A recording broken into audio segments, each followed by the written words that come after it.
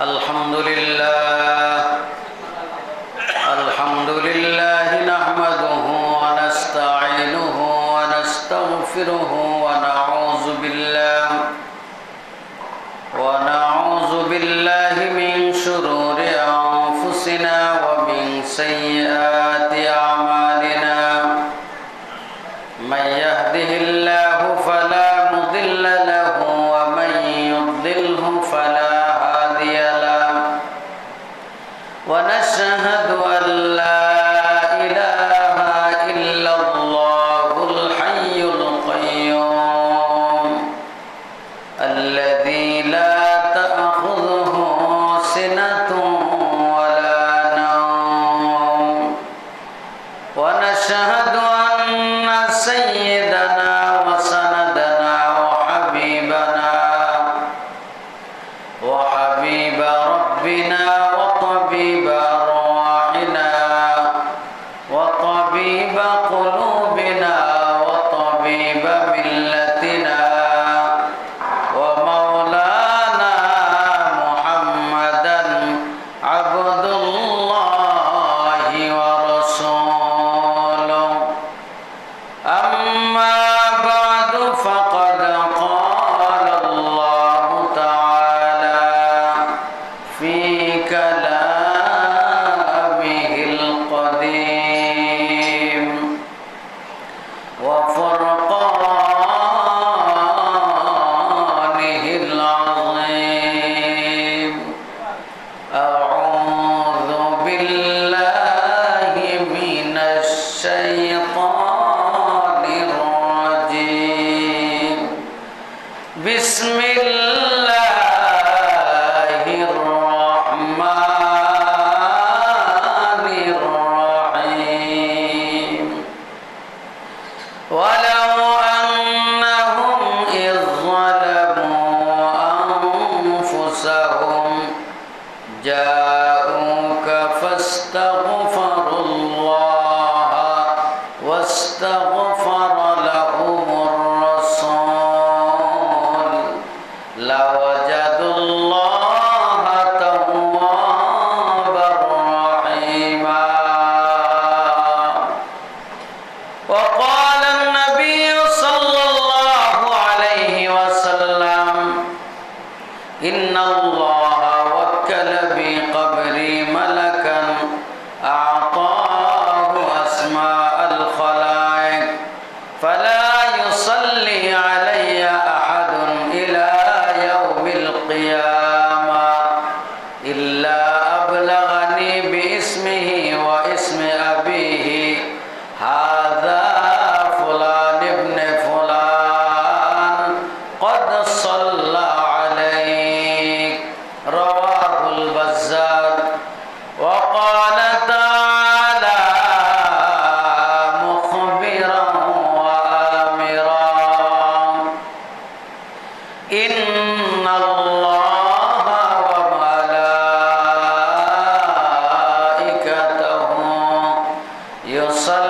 يصلون على النبي يا أيها الذين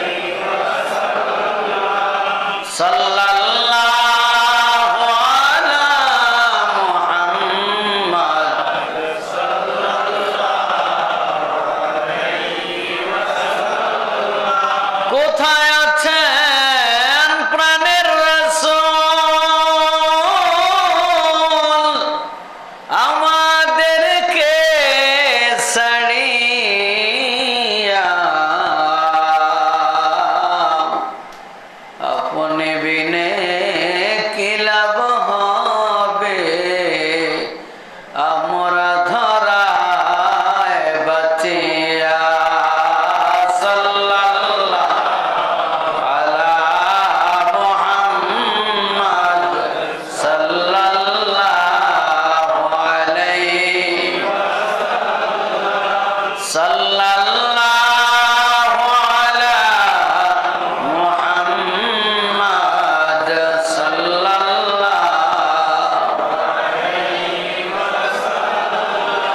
বালাগাল উলা বিকামালিহি কাশাফাদ দুজা বিজামালিহি হাসনাত জামিউ খিসালিহি সাল্লাল্লাহু আলাইহি আপহি মখদুম আলম আপহি মমদूह आज़म अपही नौशाह अकरम अपही नूरे मुजस्सम बलगल उला बिकमालिही कशफद दुजा बिजमालिही हसनत जमीउ खिसालिही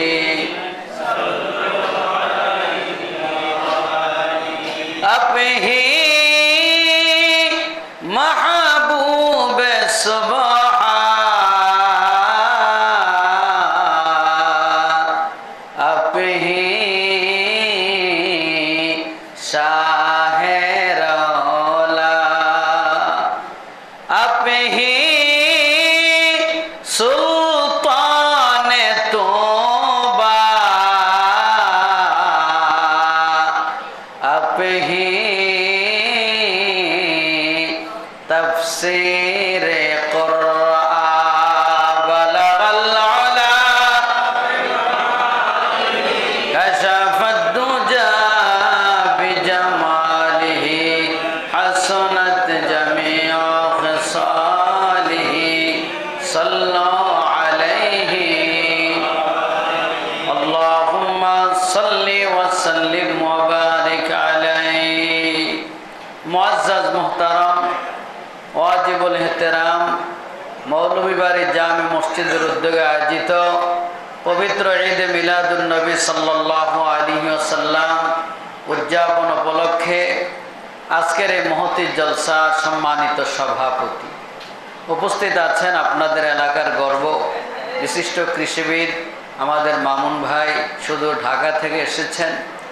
আরও উপস্থিত আছেন অত্র এলাকার মুরব্বিয়ানে কেরাম, নওজওয়ান যুবক ভাইয়েরা, আমার স্নেহের কচি কাঁচা ছোট্ট বন্ধুরা, পর্দার অন্তরালে আমার লুক্কায়িতা মুহতারিমা মা ও বোনেরা।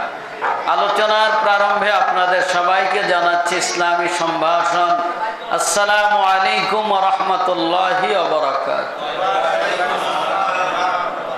আল্লাহ রাব্বুল আলামিনের দরবারে অসংখ্য অগণিত শুকর ও সুজুদ যে মহান রব্বুল আলামিন আমাদেরকে পবিত্র মাহে রবিউল আউয়ালের চাঁদে এই বরকতপূর্ণ একটি মজলিসে বরকতপূর্ণ মুহূর্তে এই জান্নাতের বাগানে সমবেত হওয়ার তৌফিক দান করেছেন। কোরআন এবং হাদিস থেকে দু চারটি কথা বলবার এবং শুনবার সুযোগ করে দিয়েছেন। এজন্য প্রাণ খুলে আন্তরিকভাবে দারাজ কণ্ঠে সকলে একবার কালিমাতুর শুকর আদায় করে বলুন আলহামদুলিল্লাহ। হাজরিনে কেরাম, আমি দীর্ঘ আলোচনা করব না। আপনাদের ধৈর্যের বাঁধ ভাঙার আগে আমার আলোচনা শেষ হয়ে যাবে। তবে যতক্ষণ আলোচনা করব আল্লাহ পাক আমাকে এবং আপনাদের সবাইকে শোনার, বুঝার, সে অনুযায়ী আমল করার তৌফিক দান করুন, বলেন আমিন। প্রিয় ভাইয়েরা আমার, আল্লাহ রসুল সরওয়ারে কায়নাত আজ থেকে ১৫০০ বছর পূর্বে আমাদের থেকে চলে গেছেন। নবী পাক সাল্লাল্লাহু আলাইহি ওয়াসাল্লাম 1450 বছর পূর্বে আমাদের থেকে পর্দার আড়ালে গিয়েছেন। আহলুস সুন্নাহ ওয়াল জামাতের আকীদা, আল্লাহ রাসূল তিনি মরেন নাই, তিনি জীবিত অবস্থায় রওজা আথারে আছেন, তিনি হায়াতুন নবী, জিন্দা নবী। বলুন আলহামদুলিল্লাহ। নবীজির জীবদ্দশায় তিনি যেমনি ভাবে উম্মতের উপকার করেছেন, সাহাবায়ে কেরামদের উপকার করেছেন, নবীজির ওফাতের পরও তিনি তার উম্মতের উপকারে আসেন, উম্মতের উপকার করতে পারেন। বলুন আলহামদুলিল্লাহ। এই বিশ্বাস আমাদের আছে না নাই? জোরে বলেন, আছে না নাই? যেমন আল্লাহ রাব্বুল আলামিন বলেন, ওয়ালাল আখিরাতু খায়রুল লাকা মিনাল উলা। হে রাসূল, আপনার জন্য ইহকাল থেকে, পূর্বের সময় থেকে পরবর্তী সময়টা উত্তম। ওয়ালাল আখিরাতু খায়রুল লাকা মিনাল উলা। আপনার পরবর্তী সময়টা পূর্ববর্তী সময় থেকে উত্তম। মুফাসসিরিনে কেরাম বলেছেন, এর ব্যাখ্যা হলো ওয়ালাল আখিরাতু খায়রুন লাকা মিনাল উলা। পূর্ববর্তী সময় থেকে আপনার জন্য পরবর্তী সময় উত্তম। তার মানে হলো আল্লাহ রসুলের যে দিনটা যাইতো তার পরের দিনটা তার চেয়ে উত্তম ছিল। নবীজি প্রথম দিন 8 রাকাত নামাজ তাহাজ্জুদ পড়লে পরের দিন 12 রাকাত, প্রথম দিন 12 রাকাত, তারপরে 16 রাকাত। অর্থাৎ আল্লাহ রসুলের যেই দিনটা যাইতো তার পরের দিনটা তার চাইতে তার আমলের দিক থেকে উন্নতি হইতো। আমাদের দিন দিন মানুষের অবনতি হয়, অনেকের উন্নতি হয় না। দিন যত যায় মানুষের স্বভাব চরিত্র খারাপ হয়। কি আছে কি নাই? কি আমাদের ফ্লাইওভার হয়েছে, রাস্তাঘাট হয়েছে, ওভারব্রিজ হয়েছে, ব্রিজ হয়েছে, দেশের উন্নতি হয়েছে, কিন্তু আমাদের মানুষের চারিত্রিক কোনো উন্নতি হয়নি। কি ঠিক কিনা বলেন? আমরা অমানুষই রয়ে গেলাম। তাহলে আমার নবীজির প্রথম যুগ থেকে পরবর্তী দিনগুলো উত্তম, 1 নাম্বার। 2 নাম্বার, ওয়ালাল আখিরাতু খায়রুল লাকা মিনাল উলা। হে নবী, আপনার পূর্ববর্তী সময় থেকে পরবর্তী সময় উত্তম। মানে হলো প্রথম যুগে আপনার সাহাবীর সংখ্যা কম থাকবে, পরবর্তীতে আপনার সাহাবীর সংখ্যা দিন দিন বাড়বে। আল্লাহ রসুলের প্রথম যুগের পর শেষ পর্যন্ত 1.25 লক্ষ সাহাবীর থেকে দুনিয়ায় যান।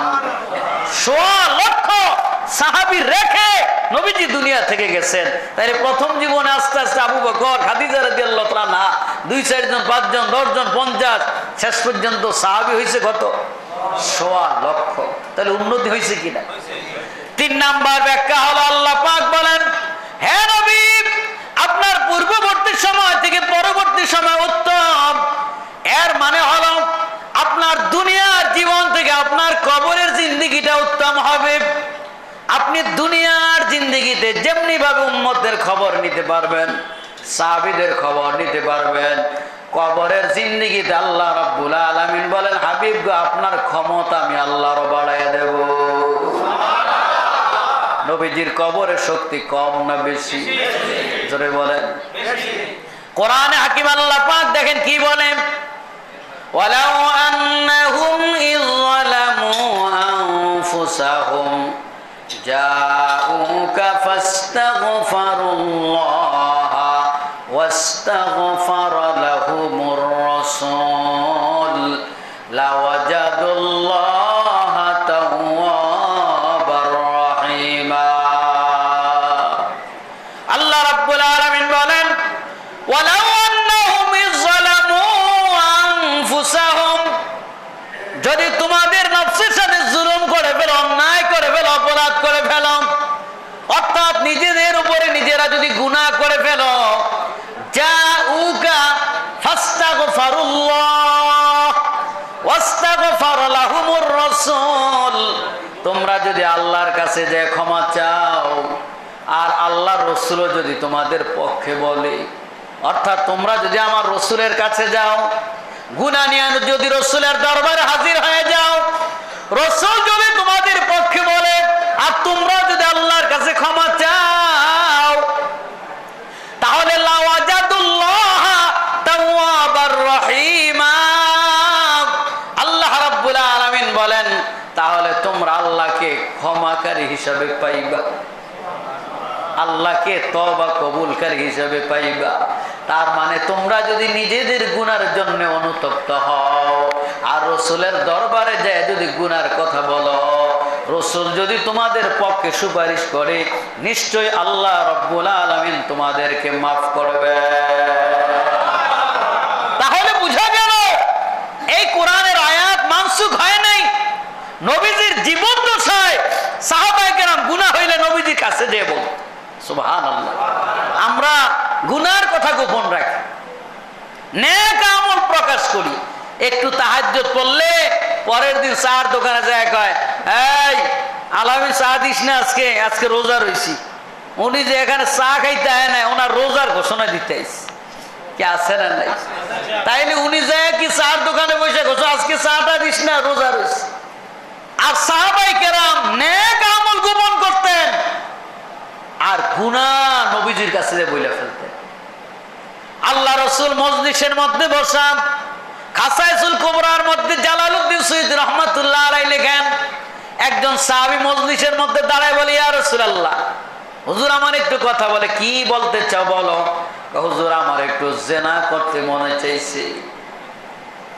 এই কথা যদি এই মজলিসে কেউ দাঁড়ায় বলেন তো সবাই মিললে ওনারে ধাবড়াইবে কিনা? এই বেটা আবাঙ্গাল, জায়গা পাও না, একটা কি কথা বলছো? আর রাসূলুল্লাহর মজলিসে দাঁড়ায় বলে, হুজুর আমার একটু জিনা করতে মনে চাইছে। সাহাবায়ে কেরাম রাগ করে ফেললেন, এই বেটা কি বলতেছো? নবীজি বললেন, ছেড়ে দাও, তাকে তার মনের কথা বলতে দাও। আসো এদিকে আসো। কি বলো? বলো হুজুর আমার একটু জিনা করতে মনে চায়। এদিকে আসো। তোমার মায়ের সঙ্গে কি তুমি জিনা করতে পারবা? না হুজুর পারবো না। তোমার বোনের সঙ্গে কি জিনা করতে পারবা? না হুজুর পারবো না। তুমি যার সাথে জিনা করতে চাও সে তো হয়তো তোমার মা অথবা বোন। যদি তুমি তাদের সঙ্গে করতে না পারো তাহলে কিভাবে করবা? সাথে সাথে সে আল্লাহ রসুলের কাছে সে তওবা করে ফেললো। সাহাবায়ে কেরাম যে কোনো গুনাহ করে নবীজির কাছে যা বলতো, কারণ আল্লাহ পাক বলেছেন, জাউকা ফাস্তাগফিরুল্লাহ ওয়াস্তাগফার লাহুমুর রাসূল লাওয়াজাদুল্লাহ তাওয়াবার রহিমা। যদি গুনাহ নিয়ে আমার নবীর দরবারে যাও আর নবীর কাছে যদি গুনার কথা বলো, নবীও যদি তোমার পক্ষে আমার কাছে সুপারিশ করে, খালাস সব মাফ হয়ে যাবে।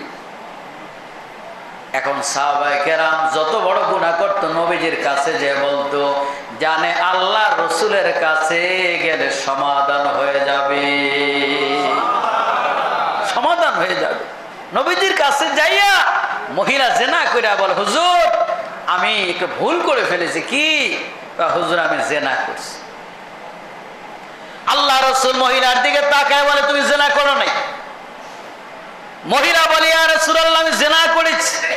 মহিলা বলে, জিনা করো নাই? জিনা করেছি। নবী কয় জিনা করো নাই। তৃতীয়বার মহিলা বলে, ইয়া রাসূলুল্লাহ আমি জিনা করেছি, আমার পেটে বাচ্চাও আছে। এখন নবী বলে জিনা করো নাই, মহিলা কয় জিনা করছে। তাইলে আল্লাহ রসুল তো মিথ্যা কথা বলছে, কি ঠিক কিনা? হ্যাঁ, নবী বলে জিনা করো নাই আর মহিলা বলে জিনা করছে, ইভেন আমার পেটে বাচ্চাও আছে। তাইলে এখানে কি রসুল মিথ্যা বললেন? অর্থাৎ ওই মহিলা যখন তার গুনার জন্য অনুতপ্ত হলেন, যখন সে নবীজির কাছে আসছেন, আল্লাহ পাক তার গুনাহ খাতা মাফ করে দিয়েছে। নবীজি বলে জিনা করো নাই? বলে হুজুর জিনা করছে, আমার পেটে বাচ্চা। বলে, ইয়া রাসূলুল্লাহ বিচার আপনার হাতে আমি পেতে চাই, ময়দানে মাহশর আল্লাহর সামনে বিচারে দাঁড়াতে চাই না। নবীজি বললেন, ও মহিলা তুমি অন্যায় করেছো, তোমার বাচ্চা তো অন্যায় করে নাই। যাও তোমার বাচ্চা ভূমিষ্ঠ হলে এসো, চলে যাও। নবীজির উদ্দেশ্য হলো বাচ্চা যদি হয়ে যায় মহিলার হয়তো বাচ্চার প্রতি মায়া হবে, আর আসবে না, এই জন্য পাঠিয়ে দিলেন। কিছুদিন পর বাচ্চা হওয়ার পর আবার আসছে, ইয়া রাসূলুল্লাহ, এই যে বাচ্চা, আমার জেনার বাচ্চা, আমার বিচার করেন। শরীয়তে অবিবাহিত পুরুষ মহিলা যদি জেনা করে তাকে 100 দোররা মারতে হয়, আর বিবাহিত পুরুষ মহিলা জেনা করলে তাকে কোমর পর্যন্ত মাটির নিচে গেড়ে পাথর মেরে নিক্ষেপ করে মারতে হয়। এটা হলো শরীয়তের বিচার। মহিলা বলে, ইয়া রাসূলুল্লাহ, আমার বিচার করেন। নবীজি বলেন, তোমার যদি এখন বিচার করি, তোমার বাচ্চা কার দুধ খাবে নিয়ে যাও, বড় হোক, দুধ ছাড়ো, তারপরে এসো। উদ্দেশ্য বাচ্চা বড় হলে আম্মু আব্বু বলে ডাকলে মায়া হবে। ওই বাচ্চাকে পাঠিয়ে দিলেন। বড় হয়ে যখন খাবার দাবার শিখেছেন, খেজুর খাওয়া শিখেছেন, নবীজির কাছে আবার নিয়ে আসলেন। বলে, ইয়া রাসূলুল্লাহ, এই যে আমার বাচ্চা এখন হাঁটা শিখে গেছে, খাবার খায়, এখন আমার বিচার করেন। আল্লাহ রাসূল বললেন, এ মহিলা, তোমার বিচার না করলে কি হবে না? বলে, না হুজুর, আমি দুনিয়ায় বিচার পাইতে চাই, পরকালে আল্লাহর সামনে আমি দাঁড়াইতে পারবো না, আমি রাসূলুল্লাহর আদালতে দাঁড়াইয়া বিচার পাইতে চাই। নবীজি বললেন, ঠিক আছে, এ সাহাবীরা তোমরা কোমর পর্যন্ত মাটি গাঢ় করো। এই মহিলাকে কোমর পর্যন্ত মাটির নিচে গাড়াও, তাকে পাথর নিক্ষেপ করো, অর্থাৎ রজম করে মেরে ফেলো, মহিলাকে মেরে ফেলো। এটা তার দুনিয়া বিচার হয়ে যাক, পরকালে আর যেন বিচার না হয়। ওই মহিলাকে যখন পাথর মারতেছে, 1 ফোঁটা রক্ত যে এক সাহাবীর গায়ে পড়লো, ওই সাহাবী বলে, ছি, একটা জেনাকারিনী মহিলা রক্ত আমার গায়ে পড়লো। আল্লাহ রসুলের কানে ওই কথাটা পৌঁছে গেছে। নবীজি বললেন, ও আমার সাহাবীরা, কে বলেছ একটা জেনাকারিনী মহিলা রক্ত আমার গায়ে পড়েছে? এত বড় জঘন্য কথা কে বললাম? জানো না এই মহিলার তওবা আল্লাহ পাক কেমন কবুল করেছে? এই মহিলা দীর্ঘদিন পর্যন্ত তার বিচারের জন্য আমার কাছে দৌড়ায়, এর মধ্যে সে দুনিয়াবি কোনো গুনার কাজ করতে পারে না, কেবল তার বিচার অথচ আল্লাহ পাক মাফ করে দিয়েছেন। তোমরা কি জানো এই মহিলার তওবাটা আল্লাহ পাক কেমন কবুল করেছে? তুমি যে বলেছো জেনাকারিনী, তোমার এই কথাটা যদি সমুদ্রের পানির মধ্যে ফেলে দেওয়া হয়, এই কথার কারণে সমুদ্রের পানিগুলা কালো হয়ে যাবে। আর আমার ওই মহিলা সাহাবীর তওবাটা আল্লাহ রাব্বুল আলামিন এমন পছন্দ করেছেন, কিয়ামতের দিন আমার উম্মতদেরকে যদি আল্লাহ রাব্বুল আলামিন নাজাত দেওয়ার জন্য কোনো ওসিলা তালাশ করেন, এই মহিলার তওবাটাই আল্লাহর কাছে যথেষ্ট হয়ে যাবে, বেশি লাগবে না। আল্লাহ যদি চান উম্মতে মুহাম্মাদীকে আমি মাফ করে দেব, তাহলে এই মহিলাটার তওবা আল্লাহর কাছে যথেষ্ট হয়ে যাবে। তাহলে তওবার মতো তওবা করতে পারলে শুধু একলা যায় না, তার সাথে সাথী সঙ্গে সবাইকে নিয়ে যায়। এই জন্য বলা হয়েছে, ইমাম বুখারী রহমতুল্লাহ আলাই তাকে যেখানে দাফন করা হয়েছে মাকবারা, তার ওই কবরের কারণে তাকে শুধু আল্লাহ মাফ করে নাই, ওই গোরস্থানে যত মুর্দেগানকে দাফন করা হয়েছে সবাইকে আল্লাহ পাক মাফ করে দিয়েছে। একজনের উসিলায় বহু লোক নাজাত পেয়ে যায়। তাহলে আল্লাহ রাসূলের জীবদ্দশায় সাহাবায়ে কেরাম গুনার কথা বললে আল্লাহ মাফ করে দিতেন। আল্লাহ রাসূলের একজন সাহাবী ছিলেন হযরত আবু লুবাবা, মুসলিম, নতুন নবীজির হাতে মুসলমান নতুন হয়েছেন, কিন্তু স্ত্রী ছেলে সন্তানগুলো সব মক্কায় কাফের অবস্থায় আছে। আর হযরত লুবাবা কেবল একলা মুসলমান হয়েছেন। অনেক সময় হয় না, বাবা মানুষ ঠিক মতো হয়ে গেছে, ছেলে সন্তানগুলো অবাধ্য থাকে, আছে কি নাই? হযরত লুবাবা মুসলমান হয়ে গেল, মুসলিম, স্ত্রী ছেলে সন্তান মুসলমান হয় নাই। নবীজি সিদ্ধান্ত নিলেন মক্কার কাফেরদের সঙ্গে যুদ্ধ করা হবে। কাফেররা, মক্কার কাফেররা লুবাবার কাছে জিজ্ঞেস করে, এ লুবাবা, আল্লাহর রাসূল মুহাম্মদ আমাদের ব্যাপারে কি সিদ্ধান্ত নিয়েছে? যদি লুবাবা বলে মুহাম্মদ তোমাদের সাথে যুদ্ধ করবে, যদি পাশ থেকে কেউ শূন্য ফেলে তাহলে তো ধরা খেয়ে যাবে। এই জন্য লুবাবা ইশারায় বললেন, অর্থাৎ তোমাদেরকে তরবারি দিয়ে খতম করা হবে ইশারায়। কাফেররা বুঝে গেছে ওনারা মুহাম্মদ সাল্লাল্লাহু আলাইহি ওয়াসাল্লামের বিরুদ্ধে যুদ্ধের জন্য প্রস্তুতি নিয়ে নিছে। হযরত লুবাবা পরবর্তীতে আফসোস বুঝে ফেলছেন, হায় হায়, আমার সন্তান স্ত্রীর মহব্বত করতে যে আমি রাসূলুল্লাহর সাথে গাদ্দারি করলাম। আল্লাহ রাসূল কাফেরদের ব্যাপারে যে সিদ্ধান্ত নিয়েছেন, আমি এই গোপন কথাটা তো প্রকাশ করা আমার আমানতের খেয়ানত হয়ে গেল। আমি কি কাজ করলাম? কারণ আমার সন্তান স্ত্রীর চাইতে রাসূলের মহব্বত তো বেশি থাকা প্রয়োজন ছিল। আমি সন্তান স্ত্রীর মহব্বত দেখাইতে যে রাসূলের কথাটা ফাঁস করে ফেললাম। তিনি নিজে অনুতপ্ত হয়ে রাতের বেলা মসজিদে নববীর একটা পিলারের সঙ্গে নিজেকে রশি দিয়ে আবদ্ধ করলেন, নিজেকে রশি দিয়ে টাইট করে বাঁধলেন, আর সারা রাত্র কান্না করতেছে, আল্লাহ আপনার হাবিবুল্লাহর কথাটা আমি বলে ফেললাম, আমার ভুল হয়ে গেছে, আপনি আমাকে মাফ করে দেন। আল্লাহ নিজেকে রশি দিয়ে আমি আবদ্ধ করলাম, আল্লাহ গো আমার অন্যায়ের জন্য আমি নিজে অনুতপ্ত হলাম, কি ভুল করলাম, মাফ করে দেন। এইভাবে হযরত লুবাবা রাদিয়াল্লাহু তাআলা আনহু সারা রাত কান্না করলেন। সকালবেলা ফজরের আযান যখন হয়, আল্লাহ রাসূল মসজিদে আসলেন, এসে দেখেন লুবাবা নবীজির সাহাবী মসজিদে নববীতে পিলারের সঙ্গে বাঁধা। আল্লাহ রাসূল এসে বলে, এ লুবাবা তোমার এই অবস্থা কেন? বলে, ইয়া রাসূলুল্লাহ, আপনি কাফেরদের সাথে যুদ্ধের সিদ্ধান্ত নিয়েছেন, আমি তো সেই কথা কাফেরদের কাছে প্রকাশ করে দিস। হুজুর, এটা খোদার কসম, আপনার কথা ফাঁস করার উদ্দেশ্য মুনাফিকি উদ্দেশ্য ছিল না, আপনার সাথে গাদ্দারি করার উদ্দেশ্য ছিল না। আমার উদ্দেশ্য আমার স্ত্রী সন্তানরা যেহেতু সেখানে আছে, হয়তোবা এই সংবাদটুকু জানালে তারা একটু ভালো থাকবে, এই জন্য বলে ফেলেছি। হুজুর গো, আল্লাহর কাছে একটু ক্ষমা চান, আর আপনিও আমাকে মাফ করে দেন। নবীজি তো উদার, রহমাতাল লিল আলামিন, নবীজি কি আর এই কষ্ট রাখতে পারে? নবীজি বলছেন, আল্লাহ আমার আবু লুবাবা সহজ সরল মানুষ, বোঝে নাই, বইলা ফেলছে, আল্লাহ মাফ করে দেন। আল্লাহ তাকে আপনি মাফ করে দেন। আল্লাহ জানাই দিলেন, হাবিব লুবাবাকে মাফ করে দিছি। নবীজি বললেন, লুবাবা আল্লাহ রাব্বুল আলামিন তোমাকে মাফ করে দিয়েছে, রশি খুলে ফেলো।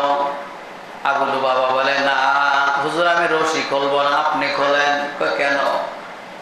কিয়ামতের দিন যদি আল্লাহ পাক আমাকে বলে, ও লুবাবা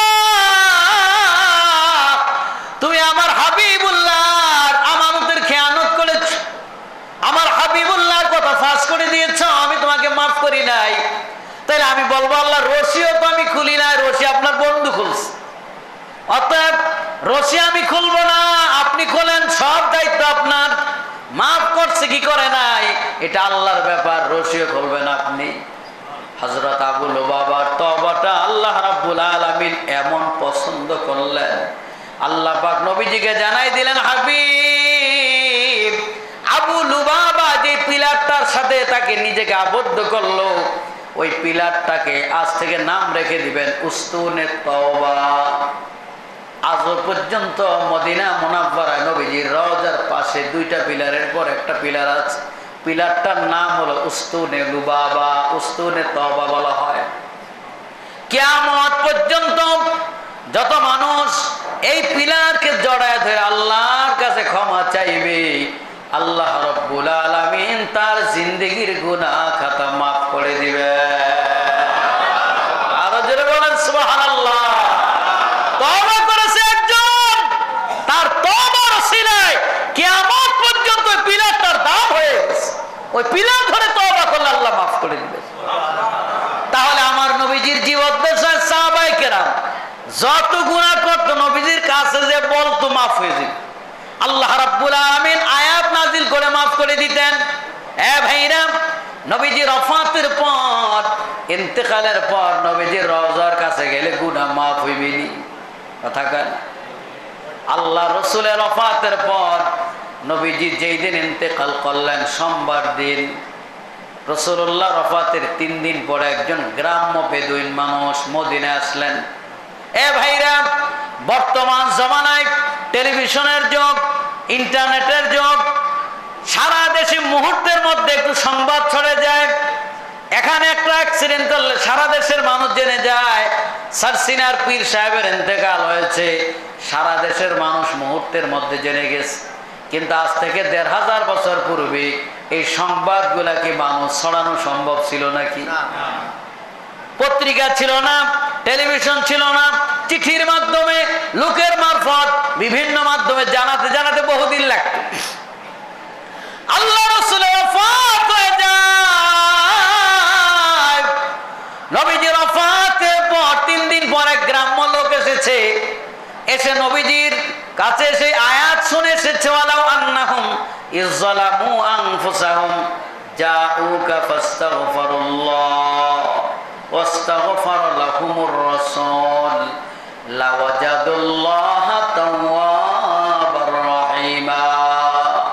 গুনাহ নিয়ে নবীর কাছে যাও, নবী যদি তোমার পক্ষে বলে আর তুমি যদি ক্ষমা চাও, আল্লাহ অবশ্যই মাফ করবেন। এই আয়াত তিনি শুনে বলে, হায় হায়, আমার গুনাহ নিয়ে একটু নবীর কাছে যা, আল্লাহ মাফ করে দিবে। এই জন্যে সে মদিনায় রওনা হয়েছে। মদিনায় এসে দেখে রসুল নাই। হায় হায়, যে উদ্দেশ্যে আমি আসলাম, দীর্ঘ সময় পায়ে হাইটা সফর করে আসলাম, রসুল তো নাই, কি লাভ হলো? আল্লাহ রসুলের রওজার পাশে তিনি হাই হুতাশ করে কান্না শুরু করলেন।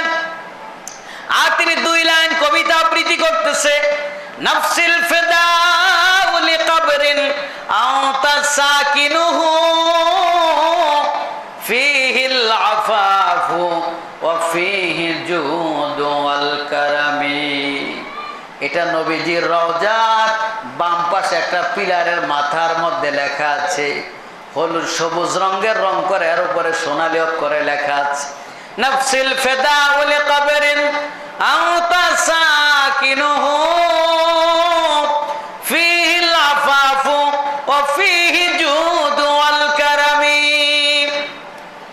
নাফসিল ফিদাউ লিকবরিন আনতা সাকিনুহু। হে রাসূল, আপনি যে জায়গায় শায়িত, ওই জায়গার জন্য আমি নিজেকে নিজে ফেদা করে দিলাম। আর আপনার রওজায় রয়েছে ক্ষমা, এখানে রয়েছে বদান্যতা, আপনার এখানে রয়েছে ক্ষমা। কিন্তু আমি এত দূর থেকে আসলাম, আজকে গুনাহ নিয়ে বুঝি আমার যাওয়া লাগবে। তিনি এই কবিতা আবৃত্তি করেন আর চিৎকার করে কান্না করতে করতে তিনি চলে যায়। তাফসীর ইবনে কাসিরের মধ্যে এই আয়াতের তাফসীর পড়ে দেখবেন, এখানে ঘটনাটা লেখা আছে।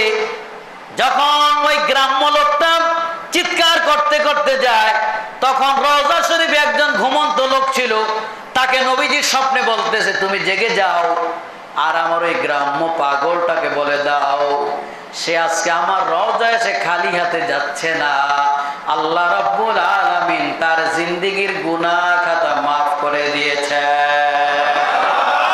আওয়াজটা হয় না, আরো জোরে বলে। অন্য আরেক রাওয়ায়াতের মধ্যে আছে, ওই পাগল যখন চিৎকার করতেছে আর বলতেছে, আল্লাহ আজকে বুঝি রওজা থেকে গুনাহ নিয়ে যাওয়া লাগবে, এইভাবে যখন কান্না করতেছিল, আর ওই মুহূর্তে রওজা শরীফ থেকে আওয়াজ আসলো, ও আমার আশেক, তুমি মাহরুম হও নাই, আল্লাহ রাব্বুল আলামিন তোমার জিন্দেগীর গুনাহ খাতা মাফ করে দিয়েছে। তাহলে আজও পর্যন্ত যদি রওজা ধারে যাওয়া যায়, এরে বাবা, রাসূলুল্লাহ রওজার কাছে দাঁড়াইলে কিছু কিছু কান নবীজির কথা শোনে না, আর কিছু কিছু কান আছে আল্লাহ রসুলকে সালাম দিলে নিজ কানে নবীজির সালামের জবাব শুনতে পায়। কিন্তু সেই কান হওয়া লাগবে, সেই চক্ষু থাকা লাগবে। যে চক্ষু দ্বারা নবীজির রওজার কাছে দাঁড়াইয়া সালাম দিলে নবীকে দেখতে পায়। কারণ নবীজি মরে যায় নাই, আল্লাহ রসুল রওজা থারে জীবিত হায়াতুন নবী। আল্লাহ রসুল রওজা শরীফে বসে বসে উম্মতের খবর নেন, উম্মতকে দেখভাল করেন। এ বাবা, এই ভারতবর্ষের একজন জগৎ বিখ্যাত মুহাদ্দিস ছিলেন আব্দুল হক মুহাদ্দিস দেহলভী রহমাতুল্লাহ আলাইহি। তার একটা কিতাব জজবুল কুলুব ইলা দিয়ারিল মাহবুব, ওই কিতাবের 57 পৃষ্ঠার মধ্যে লেখা আছে হযরত আবু বকর কাকুতি রহমাতুল্লাহ আলাইহি একজন বুজুর্গ আল্লাহওয়ালা ছিলেন, আশিকে রাসূল। আবু বকর কাকুতি তিনি মক্কা শরীফে হজ করতে গেলেন। হজের কাজ কমপ্লিট করে যখন মদিনায় রওনা হয়ে যায়, মদিনা মুনাওয়ারা যাওয়ার পরে তার হজের সফরের টাকা শেষ হয়ে গেছে, হজের সফরের সম্বল শেষ হয়ে গেছে।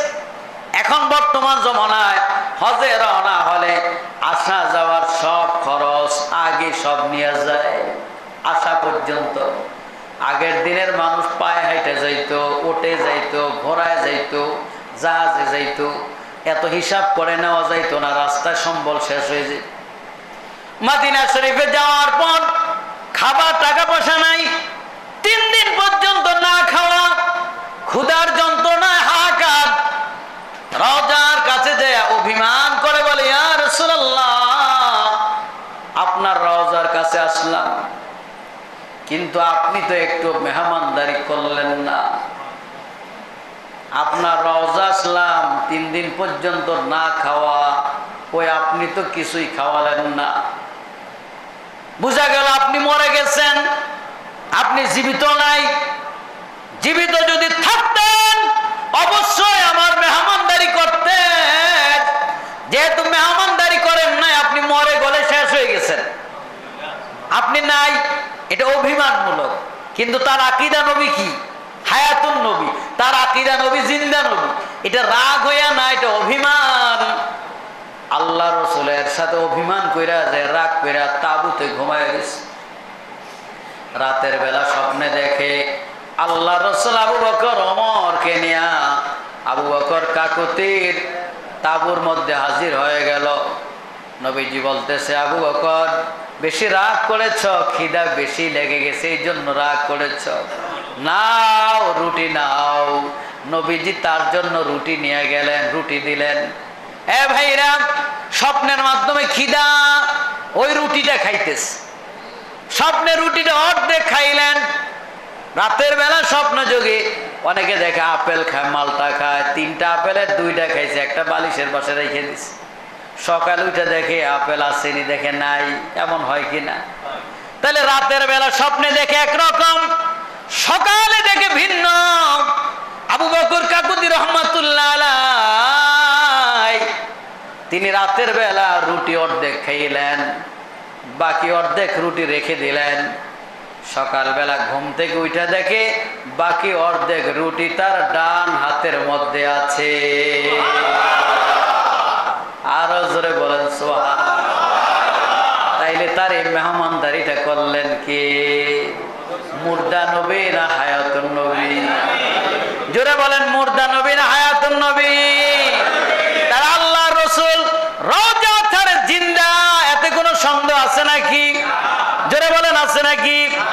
এ বাবা, রাসূলুল্লাহ সাল্লাল্লাহু আলাইহি ওয়াসাল্লামের ওফাতের 3 বছর পর, আল্লাহ রসুলের ওফাতের পর 3 বছর রাজত্ব করেছেন। খলিফা ছিলেন হযরত আবু বকর, তারপরে ওমর, তারপরে ওসমান, তারপরে আলী। 4 খলিফা 30 বছর খেলাফতের দায়িত্ব পালন করেছিলেন। হযরত আবু বকর রাদিয়াল্লাহু তাআলা আনহু 3 বছর পর হঠাৎ একদিন আবু বকর বলতেছে, ও আমার সাথী ভাইরা, রাসূলুল্লাহর জীবদ্দশায় বেয়াদবি করি না, এখনো বেয়াদবি করব না। মানে কি? কোন নবীজির জীবদ্দশায় নবীজিকে কষ্ট দেই নাই, নবীজির সঙ্গে বেয়াদবি করি নাই, এখনো নবীজির সঙ্গে বেয়াদবি করব না। বলে বুঝলাম না, আমাদেরকে একটু বুঝায় বলেন। বলে আল্লাহ রসুলের জীবনে খেদমত করতে যাই নবীজির কাছে একটা অনুমতি নিতে মনে ছিল না। নবীজির পাশে একটু ঘুমানোর বড় স্বপ্ন। রাসূলুল্লাহর পাশে যদি একটু জায়গা হইতো, নবীজির কদমের কাছে যদি একটু আবু বকরের জায়গা দিত। কিন্তু রাসূলুল্লাহ রফাত হয়ে গেল, এখন তো অনুমতিটা আর নেওয়া হলো না। তবে তোমাদেরকে ওসিয়ত করে যাই, আমার যদি মৃত্যু হয়ে যায় আমার কবর খনন করিও না, আমাকে গোসল দিবা, কাফনের কাপড় পরাইয়া আল্লাহ রসুলের রওজার কাছে নিয়ে রাখবা। আর ওমর, তুমি আমার রসুলের কাছে অনুমতি চাইবা।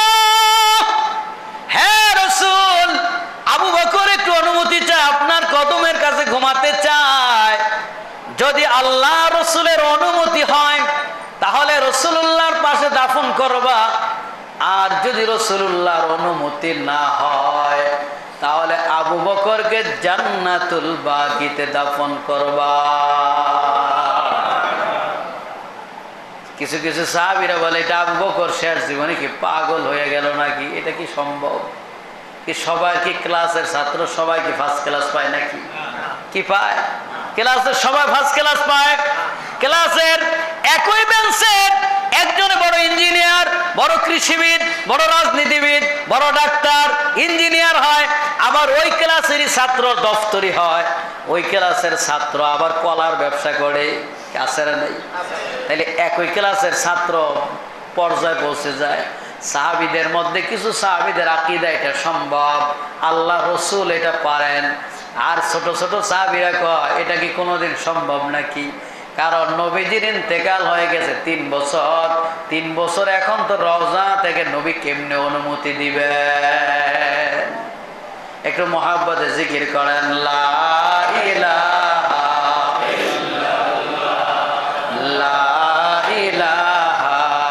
হ্যাঁ ভাইরা, আপনার একটু চাইপা একটু কানা, এখানে জায়গা আছে, ওই পিছনে এরা বসতে পারতেছে না, বারান্দা যারা আছে ওনাদের একটু ভিতরে বসতে দেন, আর যারা বাহিরে হাঁটতেছে ওনারা যেন বারান্দা বসতে পারে, একটু জায়গা করে দেন। মুরব্বীরা একটু এই ফাঁকগুলো ভরে ফেলেন, হ্যাঁ একটু ভরেন, একটু কষ্ট হোক, এখনই দোয়া করে দেবে। আর 5-7 মিনিট, আর বেশি সময় নেব না। লা ইলাহা ইল্লাল্লাহ, লা ইলাহা ইল্লাল্লাহ, লা ইলাহা ইল্লাল্লাহ,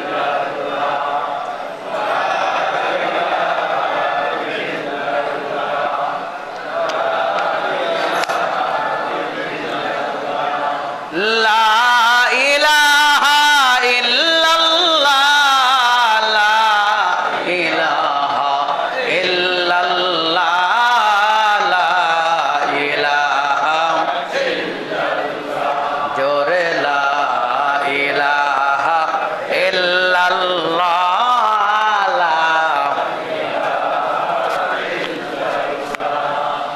লা ইলাহা ইল্লাল্লাহ, লা ইলাহা। হাসবি রাব্বি জাল্লাল্লাহ,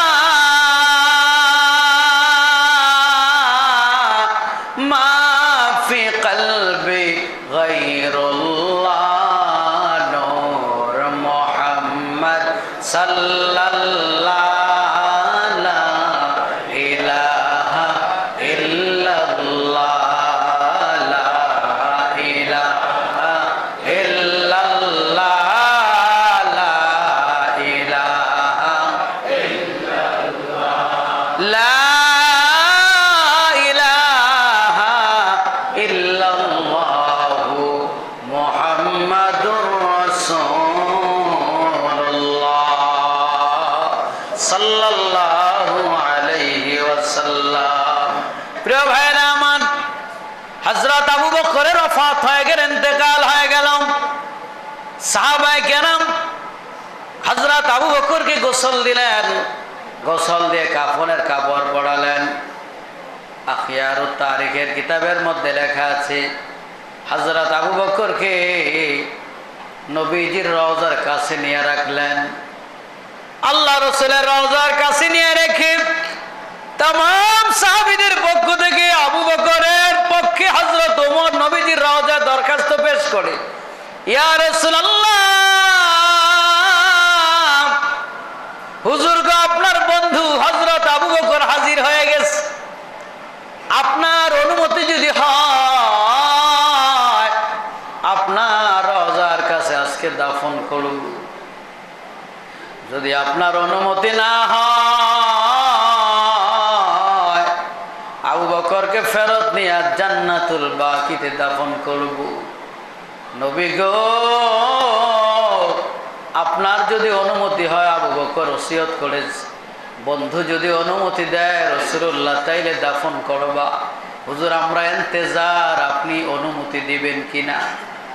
আল্লাহর নবী সরওয়ারে কায়নাত তার দরবারে যখন দরখাস্ত পেশ করতেছে, সাহাবায়ে কেরাম হাজার হাজার সাহাবীরা উপস্থিত। কিছু কিছু সাহাবীরা বলে পাগলামি চলতেছে, এটা কি কোনোদিন সম্ভব নাকি। দেখে হঠাৎ করে রওজা মুবারকের শিখগুলা থরথর করে কাঁপতেছে, আর রওজা শরীফ থেকে আওয়াজ আসলো, আউসিলিল হাবিবা ইলাল হাবিবে, বন্ধুর কাছে বন্ধুকে পাঠাইয়া দাও, তাতে তো অনুমতির কোনো প্রয়োজন না। আরো জোরে বলেন আল্লাহু আকবার, আরো জোরে বলেন আল্লাহু আকবার। আল্লাহ রাসূল বললেন, আউসিলিল হাবিবা ইলাল হাবিবে, ও বন্ধুর কাছে বন্ধু আসবে, তাতে অনুমতির কি দরকার। আরে আবু বকরকে পাঠাইয়া দাও। তাইলে হযরত আবু বকর রওজা শরীফে দাফন হয়েছে কার হুকুমে বলেন? রাসূলের হুকুমে। নিজের মন গড়া হয় না, আল্লাহ রাসূলের কদম মোবারকে জায়গা পেয়েছে, এটাও রাসূলুল্লাহর নির্দেশে। বলুন সুবহানাল্লাহ। তাহলে আমার নবী কি জিন্দা না মুর্দা বলেন? কি জিন্দা না মুর্দা? এরকম আমি অসংখ্য দলিল দিতে পারবো। আল্লাহ রাসূলের ওফাতের পর শিয়ারা আবু বকর ওমরকে দেখতে পারে না। এই যে ইরানে যারা শিয়া গোষ্ঠী আছে, এরা হযরত আলী রাদিয়াল্লাহু তাআলা আনহুকে বেশি ভক্তি করতে যায়। এই 10ই মুহররম একটা গাধার নাম রাখে আবু বকর, আর একটা গাধার নাম রাখে ওমর। এগুলার পিটার আবু বকর ওমরকে মারতেছি। জোরে কর নাউজুবিল্লাহ। হযরত আলীকে তো আমরা মহব্বত করি রাদিয়াল্লাহু তাআলা, কারণ হযরত আলী নবীজির জামাতা, শেরে খোদা আলী, কোনো সন্দেহ নাই। কিন্তু আলী রাদিয়াল্লাহু তাআলা আনহুকে বেশি ভক্তি করতে যায় আবু বকর ওমরকে যদি ইহানত করে, তাদেরকে লাঞ্ছনা করে, তাইলে কি এটা কি বেয়াদবি কিনা বলেন? একবার শিয়ারা টার্গেট করলো আবু বকর ওমরের লাশ চুরি কইরা, এদেরকে জ্বালায় পুড়ে শেষ করে ফেলল। আরো জোরে বলেন নাউজুবিল্লাহ। মদিনার গভর্নরের কাছে গেল, মদিনার গভর্নরকে কিছু টাকা দিল, কিছু পয়সা করে দিয়া বলে আপনি একটু অনুমতি দেন। ভাইরা, হজের মৌসুম ছাড়া রাত 10টার পরে মসজিদে নববীর গেট বন্ধ হইয়া যায়, আবার তাহাজ্জুদের সময় গেট খোলা হয়। মসজিদে নববীতে রাতের বেলা ঘুমানো যায় না, এই জন্য মসজিদে ঘুমানো নিষেধ। কারণ মসজিদে ঘুমাইলে মসজিদের পবিত্রতা অনেক সময় রক্ষা হয় না। কি কথা বুঝেননি? এই জন্য আপনাদের মসজিদে যদি কেউ 2-4 দিন মসজিদে ঘুমায়, তখন এই মসজিদকে হুইল পাউডার দিয়ে একটু ধুইয়া ফেলবেন, কারণ যুবকেরাও আসে, এর মধ্যে কিছু সমস্যা হইতে পারে। কি কথা বুঝেননি? কি পারে কিনা? এই জন্য ভালো মতো মসজিদটা ধুইবেন, নাইলে ওই মসজিদে নামাজ পড়া শুদ্ধ হইবে না। মসজিদে নববীতে রাতের বেলা কেউ থাকতে পারে না, এশারের পর মসজিদ বন্ধ হইয়া যায়। এখন শিয়ারা টার্গেট করলো আবু বকর ওমরের লাশ চুরি করলো। শামসুদ্দিন তিবরির শামসুদ্দিন লামাতি রহমতুল্লাহ আলাই, যিনি মসজিদে নববীর 47 বছরের খাদেম ছিলেন, রাতের বেলা উনি তো দরজার চাবি কোমরের মধ্যে, চাবি ঝনঝন ঝনঝন করে। শামসুদ্দিন লামাতি তিনি মসজিদে নববীতে দায়িত্বে আছেন, দরজা নক করছে। কে? বলে আমরা গভর্নরের অনুমতি প্রাপ্ত, দরজা খোলো। কিরে, আমি তো 47 বছরে রাত্রে দরজা খুলি নাই, এরা কিভাবে আসলো? বলে চুপ, কোনো কথা নাই। তাফসীরের কিতাবের মধ্যে লেখে ওই শামসুদ্দিন লামাতি দেখে ওই 25-30 জন যুবক তাদের কাঁধে কোদাল এবং হাজি, হাজি বুঝুন তো, ওরা হাজি নিয়ে কোদাল নিয়ে যাচ্ছে, রওজা শরীফ খনন করে আবু বকর ওমরের লাশ বের করবে। শামসুদ্দিন লামাতি না তাদেরকে বাধা দিলে শামসুদ্দিন লামাতিকে তারা মেরে এখানে আহত করে ফেলে। আর তারা যায় আর বলে, শামসুদ্দিন লামাতি বলে যাও, সমস্যা নাই, রওজা ধারে হায়াতুন নবী আছে, তো আমার নবী আছে, তোমরা ওমর আবু বকরের কিছুই করতে পারবা না, যাও, সমস্যা নাই, ওখানে আমার রাসূল আছেন, আবু বকর ওমরের পাহারাদার আছেন, যেখানে নবী আছে সেখানে আবু বকর ওমরের কিছু করতে পারবে। ওই শিয়ারা যখন চলে গেল, শামসুদ্দিন লামাতি রহমাতুল্লাহ আলাইহি তিনি নিজে বর্ণনা করেছেন, দেখে যখন রওজা শরীফের কাছে তারা গেল, দেখে রওজার কাছে যাওয়ার সাথে সাথে মাটিটা ফাঁকা হয়ে গেল। ওই 25-30 জন যুবক মাটির নিচে ঢুকে যায়। আল্লাহ রাব্বুল আলামিন মাটি চাপা দিয়ে তাদেরকে জায়গায় খতম করে ফেললেন, কিচ্ছু করতে পারে নাই। নবীজির রওজার ওসিলায় আবু বকর ওমরকে আল্লাহ তাআলা হেফাজত করলেন, তাদের কিছুই হয় নাই, বরং যারা চক্রান্ত করলো তারা জায়গায় খতম হয়ে গেছে। তাহলে বোঝা গেল আমার নবী রওজা মুবারক থেকে এখনো পর্যন্ত উম্মতের সব সমাধান করতে পারে না। কি পারে কিনা? কি আমরা দোয়া করি নবীজির ওসিলা দিয়া, নবীজিকে দরুদ ও সালাম পাঠাই, আল্লাহ রসুল আমাদের সবকিছু দেখে কি দেখে না? জোরে বলেন, দেখে কিনা? আমাদের জন্য নবীজি দোয়া করেন। এ বাবা, অন্যান্য নবীর উম্মতেরা তাদের অপরাধের কারণে, গুনার কারণে আল্লাহ গজব দিয়েছে, ধ্বংস করে দিয়েছে, কিন্তু উম্মতে মুহাম্মাদির উপরে কোনো গজব আসে না। এটার একমাত্র কারণ এই জমিনের মধ্যে আমার নবী শায়িত আছেন, আমার নবী আছেন, এই জন্যই জমিনে গজব হয় না। অন্যান্য নবীদের উম্মতদের চেহারা বিকৃত হইয়া যাইত, এই উম্মতের চেহারা বিকৃত হবে না আমার নবীর ওসিলায়। অতএব আল্লাহ রসুল সরওয়ারে কায়নাত নবী মুহাম্মদুর রাসূলুল্লাহ যেখানে আছেন সেখানে আমরা নিরাপদ, আমরা তার রহমতের ওসিলায় আমরা ভালো আছি। এই জন্য 2 হাত উঁচু করে বলুন আলহামদুলিল্লাহ, আরো জোরে বলেন আলহামদুলিল্লাহ। কি রহমাতাল লিল আলামিনের ওসিলায় আমরা ভালো আছি। আমরা কিয়ামতের দিনও রহমাতাল লিল আলামিনের সঙ্গে জান্নাতে থাকতে চাই কি চাই না? সবাই থাকতে চাই। আল্লাহ কবুল করুক, বলেন আমিন। তাহলে আমরা ওলিয়া উলিয়াদের পথে চলবো, ওলিদেরকে মহব্বত করব। তাহলে উহিব্বুস সালিহিনা ওয়ালাস্তু মিনহুম লাআল্লাল্লাহ ইয়ারযুকুনি সালাহা। ওলি হতে পারি নাই, ওলিদের মহব্বত করি, এই আশায় কিয়ামতের দিন ওলিদের সঙ্গে যেন আমাদের হাসর হয়ে যায়। এই ভাইরা, আমরা যদি ওলিদের প্রেমিক হই তাহলে কিয়ামতের দিন আমার নবীর সঙ্গে হাসর হবে। কি আমাদের হাসরটা রসুলের পাকের সঙ্গে যদি হয়, এর চাইতে বড় নিয়ামত থাকতে পারে? জোরে বলে থাকতে পারে? আজকে রবিউল আউয়াল মাসে, আল্লাহ রসুলের শুভাগমনের মাসে, আমি তো সারা বাংলাদেশ ঘোরা মানুষ, 64 জেলা আমার ঘোরা কমপ্লিট হয়ে গেছে 2016 সালে। আজ থেকে আরো 10 বছর আগে আমি 64 জেলা ঘুরে ফেলছি। এরপরে তো এক এক জেলায় বারবার যাওয়া হয়। কিন্তু এই রবিউল আউয়াল মাস আসলে এই স্বরূপকাঠি এলাকার মানুষেরা যত আনন্দে নবীজির মিলাদুন নবীর মাহফিল করে, বিরিয়ানি, কোরমা, পোলাও যে যেভাবে পারে, এটা মনে হয় বাংলাদেশে হয়, ঢাকাতে হয়, চট্টগ্রামে আরো জমজমাট হয়। লাল কি বলে ঝাড়বাতি সারা মাস জ্বালাই রাখে, করে ঠিক। কিন্তু এই নেসারাবাদ থানাটা এই যে রসুলের মহব্বত জাহের করে, এটার একটা কারণ আল্লামা শাহ সুফি নেসারউদ্দিন রহমতুল্লাহ আলাইহির রুহানি ফায়েজের বরকত। কি জোরে বলেন ঠিক কি না? আমরা তার রুহানি সন্তান, কি কোনো সন্দেহ আছে? নাই। এই জন্য জারুল্লাহ জমকশরী নাম শুনছেন আপনারা, যিনি তাফসিরে কাশফ লিখেছেন, উনি মুতাজিলা আকীদা। তো উনি ছোটবেলা পাখি লালন পালন করতেন। পাখি পালতে যেয়া পাখির পায়ে সুতা বেঁধে দূরে টান দেয়, আবার কাছে টানে। একদিন পায়ের রশি টান খাইয়া পাখির পাওয়া ভেঙে গেছে। এখন পায়ের পাও ভেঙে গেছে, ভয়তে মায়ের কাছে তো বলে না। ওই পাখির পাও ভাঙা অবস্থায় বেঁধে রাখা উনি চলে গেছে। মা এসে দেখে পোলার পাখির পাও ভাঙা। এখন মেজাজ গরম হয় কিনা? মা কইছে, আল্লাহ, আমার পোলার পাওয়ার পাখির পাওয়াটা যে ভাঙছে, তুমি তার পাওয়াটা ভেঙে দাও। বদদোয়া লাগছে কার গায়ে? ছেলের গায়ে।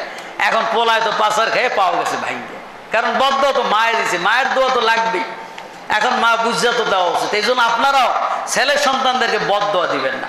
অনেক আছে তুরবে ঠাড়া পড়ে লেখা, এইগুলো মূর্খ বাবা মা, এগুলি জাহেল। ছেলের সন্তানের জন্য সবসময় দোয়া করবেন, কখনো বদদোয়া করবেন না। আমাদের শশিনার খুলনার হুজুর ছিলেন। এই খুলনার হুজুর, যারা প্রবীণ মানুষ ওনারা হয়তো দেখেছেন, ওই খুলনার হুজুর ছাত্রদেরকে পিটাইতো, খুব গাম্ভীর্যপূর্ণ ছিল। আগের দিনের হুজুর তো দেখতো মানানসই, বড় এলেমের অধিকারী। আর এখন তো বোঝেন নাই, গরু না থাকলে ছাগল দিয়ে তো হাল ছয়, এরকম আছে না? এখন ওই যে কি বলে, গরু না থাকে ছাগল দিয়ে হাল ছয়, এরকম বড় বড় জাতরাইল আলেমরা নাই। এখন আমরা ওই ছাগলই আমরা কাম করতেছি, গরুর কাম, বুঝলেন? আমরা ছোট মোটো দিয়েই এগুলি কাম চলে। যেই জায়গায় গাছ নাই, ওই যে বেরন গাছে বৃক্ষ, এই জন্য এখানে আমাকে দিয়ে কাম চলে।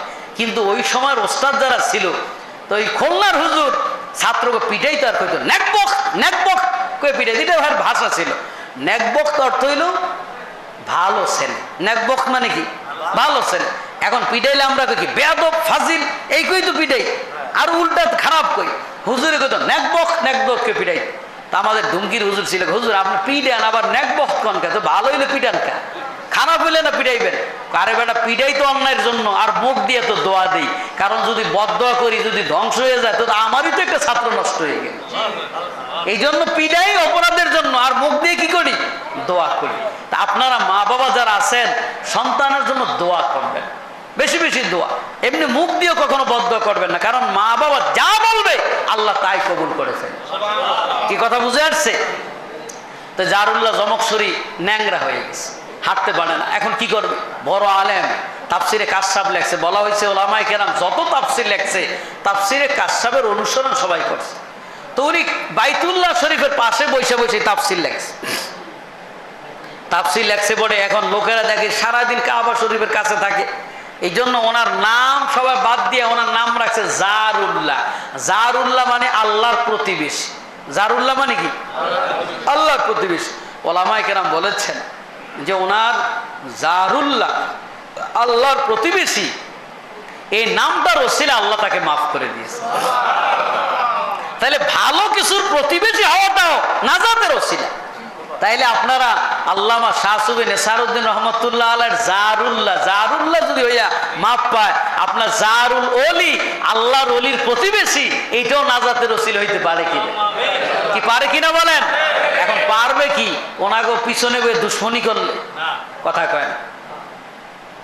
ওনাদের ওলি মানেন ঠিক, কিন্তু পিছনে বয়ে পিন মারেন, তাইলে কি ওনাদের কিয়ামতের দিন পাশে থাকতে পারবেন? মোহাব্বত রাখতে হবে। এখন মোহাব্বতটা কেমনে করবেন? মাঝে মাঝে জুমার নামাজ পড়বেন, দাদা হুজুরের মাজারের কাছে দাঁড়াইবেন। আমি চিনি তো, এখানে সব চেহারাই চিনি। অধিকাংশ লোকে শশিনে যে জুমার নামাজ পড়ে জিয়ারত করে, কি ঠিক কিনা বলেন? এটা আপনাদের অধিকার। মাঝে মাঝে পিসা হুজুর কাছে যাবেন, দরজায় যদি হুজুরে বিশ্রাম, কিসের বিশ্রাম? এটা দুয়ার খোল, ধাক্কায় চলে যাবেন।